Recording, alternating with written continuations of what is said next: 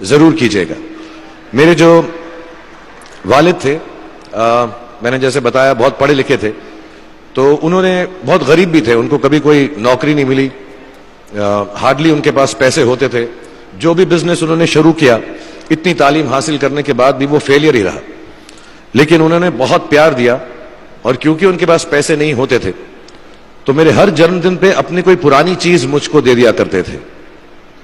तो पहली पुरानी चीज जो, और बहुत बड़ा चढ़ा के उर्दू में अच्छे अच्छे अल्फाज यूज करके मुझे इंप्रेस करते थे कि बहुत अच्छा प्रेजेंट दिया है मुझको। तो वो मुझे पहली चीज उन्होंने मुझे, ये मैं हर जगह पर बोलता हूं, स्कूल के बच्चों के फंक्शन पे, येल यूनिवर्सिटी में, एडिनबरा में, क्योंकि आप लोग सब अपनी लाइफ के उस थ्रेशोल्ड पे हैं जहां से आपको कामयाबी हासिल करनी है इंशाल्लाह। सो पहली चीज जो उन्होंने मुझे दी थी, उन्होंने मुझे अपना शतरंज का सेट दिया था, टूटा फूटा सा। वो शतरंज हर रोज खेलते थे। हनुमान मंदिर के जो हेड प्रीस्ट थे, पंडित थे, उनके साथ रात को जाके मेरे वालिद जो हैं शतरंज खेलते थे। और उन्होंने मुझे कहा कि शतरंज से आप जिंदगी के बारे में बहुत कुछ चीजें सीख सकते हैं। पहली ये कि कोऑपरेशन और साथ मिलजुल कर काम कैसे करना है। दूसरी ये कि जिंदगी में आगे बढ़ने के लिए कभी कभी पीछे भी हटना पड़ता है। तीसरी ये कि जो छोटे लोग होते हैं, जो आप समझते हैं, कई लोग ऐसी बात मानते हैं, जो पॉन्स होते हैं, जो प्यादे होते हैं, उनकी सबसे ज्यादा इज्जत करना जिंदगी के अंदर। कोई भी इंसान छोटा नहीं होता, हमेशा हमेशा जिंदगी में काम आता है। और कामयाबी हासिल करने के लिए आखिरी बात शतरंज ये सिखाती है हमको कि कभी कभी जिस चीज से सबसे ज्यादा लगाव होता है, जैसे रानी से अमूमन हो जाता है, कभी कभी उसे भी सैक्रिफाइस करना पड़ता है आगे बढ़ने के लिए। दूसरी चीज जो उन्होंने मुझे दी, मेरे पास है वक्त, 2 मिनट बोल सकता हूं मैं, सॉरी। दूसरी चीज जो उन्होंने मुझे दी थी, वो एक टाइपराइटर दिया था। आज के जमाने में आई डोंट थिंक किसी को, बहुत सारे बच्चे होंगे यहाँ पे जिनको मालूम भी नहीं होगा टाइपराइटर कैसा लगता है। अब सब कंप्यूटर पे काम करते हैं। तो टाइपराइटर के ऊपर जब आदमी लिखता है और अगर गलत लिखता है तो उसको मिटाने में बहुत तकलीफ होती है। So you have to be very diligent, बहुत ध्यान से लिखना पड़ता है। हम गलती नहीं कर सकते। और टाइपेक्स यूज करते थे टाइप को निकालने के लिए, कभी उंगली फंस जाती थी उसकी कीज के बीच में, मगर बहुत मेहनत से, बहुत डिलिजेंस से काम करना पड़ता था।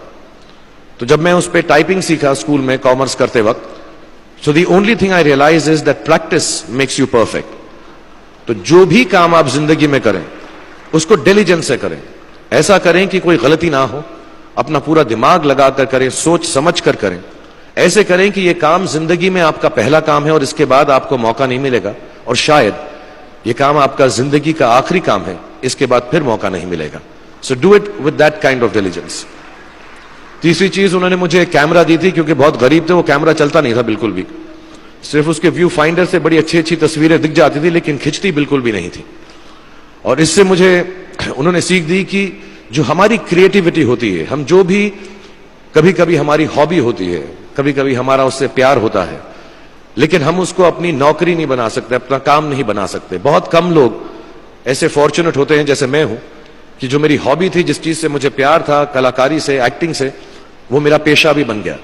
अमूमन ऐसा होता नहीं है। लेकिन जो हमारी कला है, चाहे वो पोएट्री है, चाहे वो लिखना है, चाहे वो पेंटिंग है, चाहे जो भी चीज, गाना है, अकेले में गाना है, हमारी क्रिएटिविटी जरूरी नहीं है कि दुनिया एक्सेप्ट करे। जैसे उस कैमरा की तस्वीरें दिखती नहीं है, लेकिन उसमें देखने से खूबसूरत लगता है हर कुछ, वैसे ही आपकी जो क्रिएटिविटी है वो अपने लिए रखें। क्योंकि जिंदगी में कभी ना कभी, कहीं ना कभी ऐसा मुकाम आएगा जब आप बहुत अकेला फील करेंगे। हो सकता है दुख का समय भी आए, उस वक्त आपकी जो क्रिएटिविटी है वो आपकी सबसे अच्छी दोस्त होगी, दुनिया उसको माने या ना माने। मैं बहुत खराब पोएट्री करता हूं, लेकिन जब भी दुखी होता हूं तो लिख लेता हूं। सराफ साहब से मैं अब सीखना भी चाहता हूं। मैं रेखता पे जाऊंगा, मुझे लगता है ये कमाल की साइट है, थोड़ी मैं शायरी वगैरह सीखूंगा। मेरी शायरी बहुत खराब है कि हमने तुम्हारी याद में रो रो के टब भर दिए, वो आए और नहा कर चल दिए। इस लेवल की पोएट्री है। लेकिन जब दुख होता है, ये भी बैठकर जब लिखता हूं तो बहुत दिल को शांति मिलती है। आखिरी चीज मेरे वालिद ने मुझे दी थी, वो दोनों मिक्स है, मैं जल्दी खत्म करता हूं क्योंकि आप लोगों के पास वक्त नहीं है, आप लोगों को अपनी डिग्रीज लेनी है, सोच रहे होंगे इतना वक्त जाया कर रहा है हमारा ये। तो मैं जल्दी से बताता हूं। एक, उन्होंने मुझे कहा एक सेंस ऑफ ह्यूमर हमेशा रखना जिंदगी में। हंसते हमेशा रहना, एक चाइल्ड लाइक इनोसेंस जरूर रखना। जैसे एक छोटे बच्चे की जो एक इनोसेंस होती है, जो उसका दुनिया की तरफ जो नजरिया होता है बड़ा इनोसेंट सा होता है, उसमें कोई खामी नहीं होती, गलती नहीं होती, अभी दुनियावी बातें नहीं आई होती, तो वैसी रखना। कई बार बचपन में मैंने जब बदतमीजी की या कोई गलत काम किया तो उन्होंने सेंस ऑफ ह्यूमर से मुझे बचाया। और जिंदगी भर अगर आप अपने ऊपर, अपने हाल पे, दुनिया पे, क्योंकि लोग आपसे हर कोई बात कहेंगे, अच्छी बात भी कहेंगे, बुरी बात भी कहेंगे, क्योंकि लोगों का काम है कहना। अगर आप उसको एक सेंस ऑफ ह्यूमर से देख सकेंगे तो जिंदगी जो है बहुत बेहतर रहेगी। And last not the least, what my father gave me, what my mother gave me and what your parents have given you, आपके जो पेरेंट्स हैं जो आपको दिया है, वो सबसे बड़ी गिफ्ट है, गिफ्ट ऑफ लाइफ। जिंदगी की जो जिंदगी एक खुद ही सबसे बड़ा तोहफा है हमारी जिंदगी, और उसको वैसे ही ट्रीट कीजिए।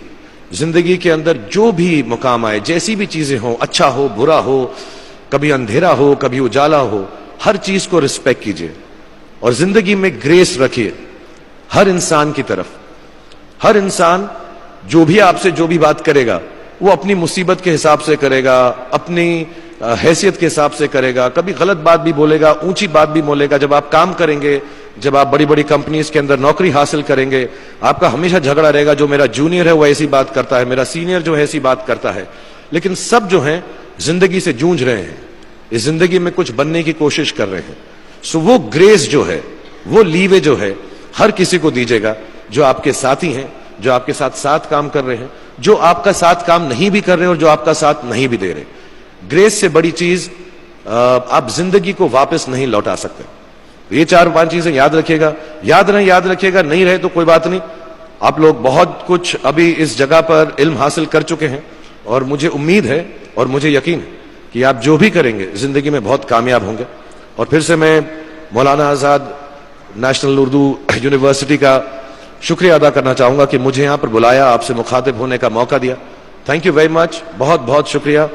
और आप, मुझे मालूम है कुछ टीचर्स जो होंगे यहां पर बैठे होंगे जो आपके फेवरेट नहीं भी हैं, जो बहुत स्ट्रिक्ट होंगे, डांटते भी होंगे आपको, उनको सबसे ज्यादा याद रखिएगा जब आप इस यूनिवर्सिटी से बाहर जाएंगे, क्योंकि जो सबसे ज्यादा टीचर आपसे स्ट्रिक्ट थे वो एक्चुअली सबसे ज्यादा आपसे प्यार करते थे। Thank you very much for having me here.